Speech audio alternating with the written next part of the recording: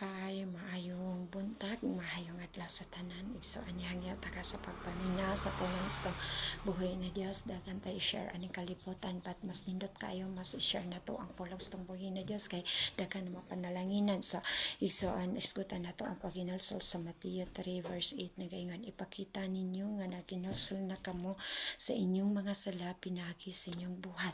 O igsoan pag nagsa inalsol na ganita sa mga butang nato na encounter ating kalibutan na buhat na to aning kalibutan na di kalipas to buhi na Dios, ibig sabihin dili na to nato balikan kay ginulsolan na nato.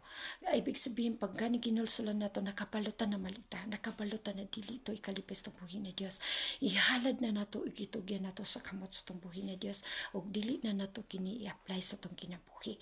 Ibig sabihin dili siya masugot ang Dios na magkinabuhi ta na dili ta nakasubay diha kaniya. Dili pwede ang Kristohanon na sige ginulsol, sige balik, sige ginulsol, sige balik. Kaya ang gusto sa Dios, pag naginulsol ka, biyain na nimo, elite na nimo ang tanan para sa Dios.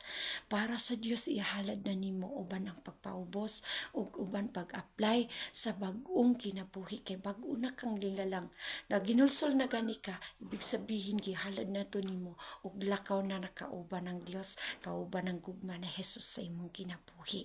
Pag kinabuhi na nasama ni Jesus Christ, pag kinabuhi na nasama niya na mapaubsanon.